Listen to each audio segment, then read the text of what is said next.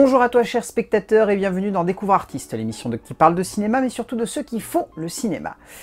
On a déjà eu l'occasion ici de parler d'arts martiaux, notamment avec un grand monsieur qui a participé à la démocratisation hollywoodienne de certains arts martiaux et qui a surtout permis à des films d'action de gagner en cachet à la fin des années 90 et au début des années 2000. Et aujourd'hui on va parler de son tout jeune élève qui n'a pas forcément eu beaucoup d'aura, disons, durant le début de sa carrière, hormis pour les gros fans du cinéma de Hong Kong, mais qui maintenant, depuis quelques années, notamment grâce à une forte présence dans les blockbusters et dans un cinéma de divertissement américain, a su s'imposer auprès du grand public.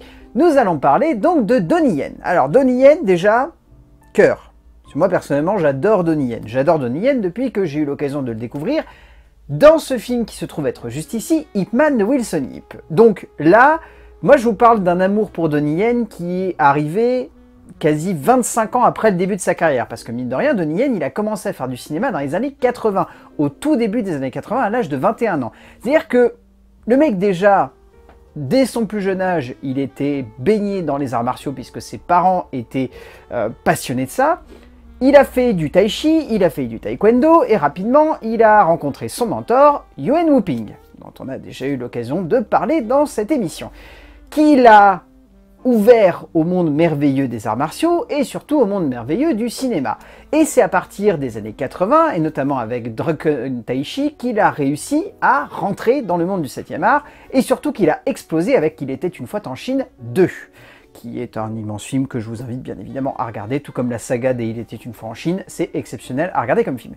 Et en fait, moi, je l'ai découvert par le biais donc de Ip Man. Alors Ip Man, pour vous placer le contexte, c'était dans le milieu des années 2000 et à la base, vu qu'on était dans le milieu des années 2000, c'était Jet Li qui devait avoir le rôle de Ip Man.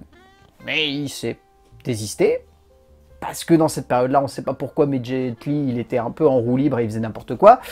Je vous inviterai à regarder sa filmographie, un de ces quatre, parce que honnêtement, c'est un peu le bordel dans le milieu des années 2000. Et ça a profité à Donnie Yen, qui est donc devenu le Ip Man que l'on connaît aujourd'hui, et qui personnellement, moi, fait partie de mes sagas de cinéma que je préfère à l'heure actuelle.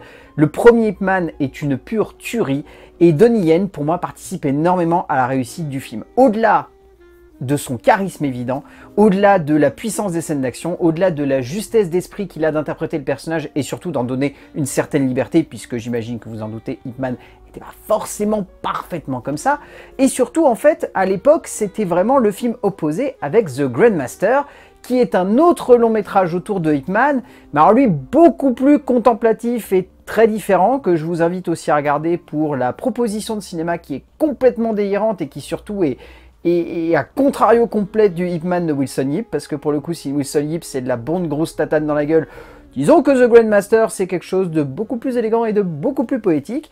Mais j'avoue qu'entre les deux, moi j'ai une énorme préférence pour le film de Wilson Yip que je trouve exceptionnel. Et alors à partir de ce moment-là, moi Donnie Yen ça a été une révélation, un acteur immense que je trouve extrêmement charismatique, que je trouve drôle, que je trouve très attachant. L'être humain aussi est particulièrement attachant. Je vous avoue que je le suis sur les réseaux sociaux et je trouve que il est simple, mais alors à en crever. Il est d'une immense générosité, il a l'air d'être très sympathique. Bon, il a l'air aussi de défendre un petit peu trop le gouvernement chinois, ce qui fait que je suis un peu en conflit aussi, parce que je me dis que ça n'a pas l'air d'être un politicien hors norme, clairement pas. Mais l'être humain en lui-même a l'air d'être particulièrement attachant. Et je vous avoue que tous les projets auxquels il est rattaché, que ce soit des projets qui sont à Hong Kong ou des projets qui sont aux États-Unis, eh ben je les suis parce que réellement le mec a l'air d'être cool, le mec a l'air d'être fun. Et voilà, rien qu'avec ça en fait, c'est pour ça que je vous invite à découvrir l'univers de Donnie Yen. Donnie Yen, c'est un mec qui est une singularité en fait au sein du cinéma actuel. Il a un petit peu la même opportunité entre guillemets que Jet Li, mais je trouve qu'il arrive par le biais d'une plus grande sympathie et surtout par le biais d'un côté très charismatique et en même temps vraiment bon en termes d'action, à faire en sorte que on s'attache à lui. Et que vraiment on kiffe. Enfin, moi quand je l'ai vu dans John Wick chapitre 4, honnêtement, le perso est trop bien, l'acteur est exceptionnel, et donc du coup, ce qui en découle est du fun en barre. Et vraiment, vraiment à fond. Et rien que pour ça, voilà. Découvrez l'univers de Donnie Yen, vous allez en tomber amoureux, je suis sûr, comme moi je suis tombé amoureux de cet acteur-là. Et au-delà de ça, c'est un immense chorégraphe, c'est un bon réalisateur. J'allais dire un très très bon réalisateur. C'est un bon réalisateur. Voilà, il commence, on sent qu'il balbutie un petit peu, mais voilà. On avait l'occasion avec Mathieu de parler de l'une de ses premières réalisations l'année dernière. C'était sympa, ça manquait un petit peu de punch, mais ça restait tout de même très cool.